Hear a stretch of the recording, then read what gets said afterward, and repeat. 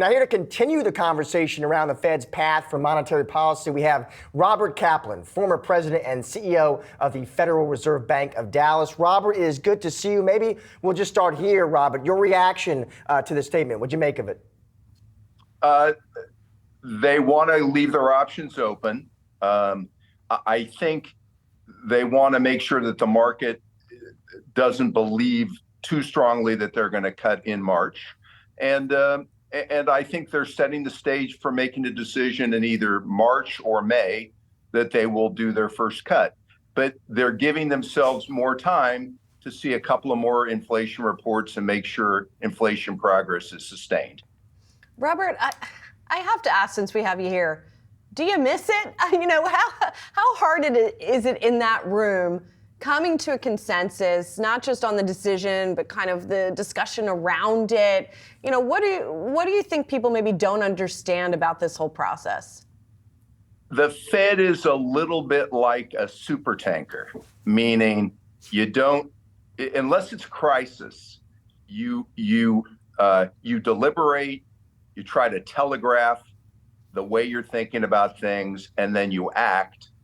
And so for the Fed to stop raising rates, that's a little bit like moving a super tanker.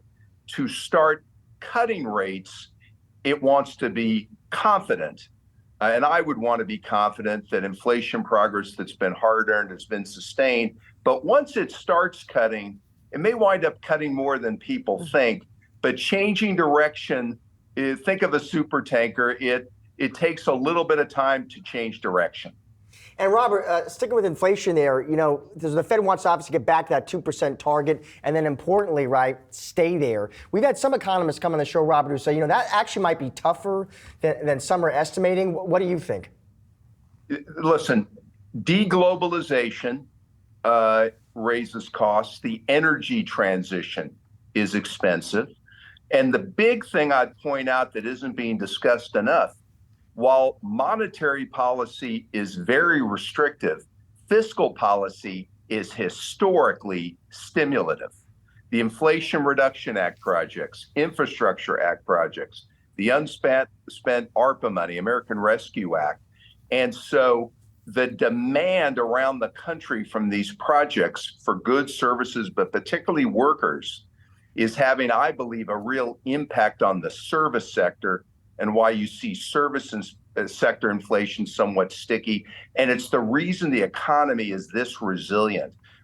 It's a mistake to think that it's just an organic miracle that the economy is weathering these rate increases. I think without these big stimulative fiscal programs, we would have slowed dramatically further. And I don't think the Fed would have raised rates even to 5.25, 5.5. But that complicates the assessment. And it means for me that service sector inflation is liable to remain somewhat sticky.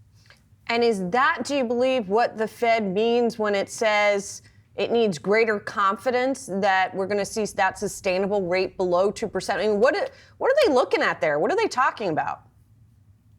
I think if you didn't have the very large fiscal stimulus, I would have a little more confidence that the cooling we're seeing will sustain. I still do. We're clearly cooling. But when you have multi-billion-dollar projects being initiated around the country, you ought to be on guard, and I would be on guard, and I am on guard, that you could see some stickiness or reacceleration. You also have the situation in the Middle East, which is snarling up supply lines and costs there. So that's a little bit, I think, what they're watching. I think the predominant view is that we're seeing progress. They just want to see, after this long fight, they just want to see a couple of more months of continued progress. And on the flip side, I don't think they want to see the real Fed funds rate get much above, say, 1 3/4 to 2. Right now, if inflation, let's say, is running 3 and the Fed funds rate is 5.25, 5.5, probably all things being equal, I'd prefer the Fed funds rate to be closer to 4.5 or 4 3/4. And I think that's where they're heading. And Robert, while I have you here, I also love to get your kind of your check on the American labor market, because it was interesting, Robert. We had that ADP print today that was light, but that kind of comes on top, Robert, of what feels like almost a kind of daily deluge at this point of corporate announcements of layoffs from different kind of sectors and industries. What is your take on the labor market right now and where you think we're headed?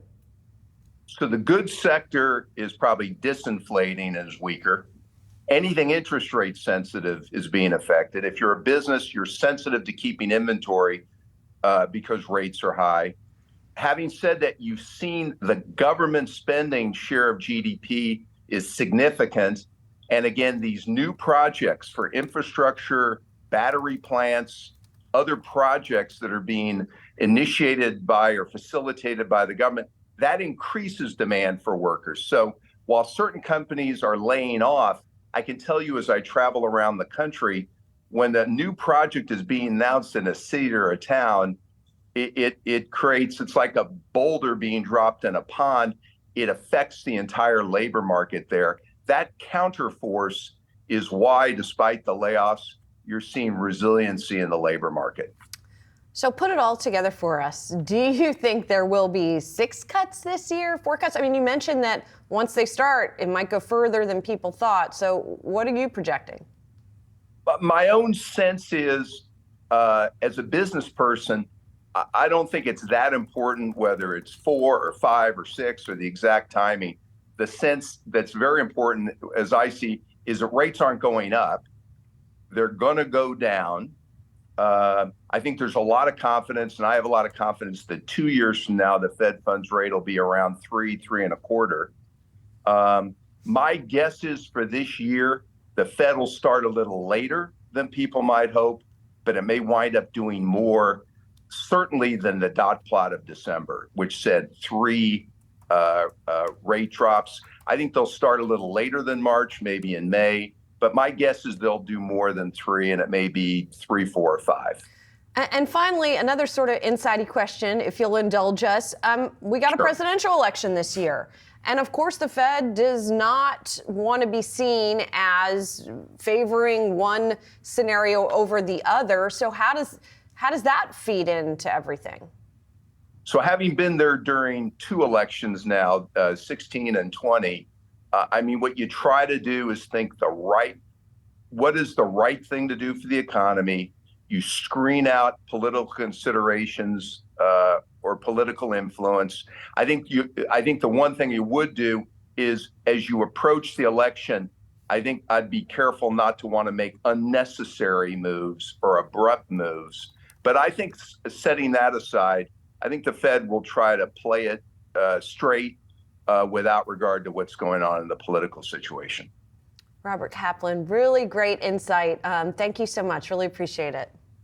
Great to talk with you.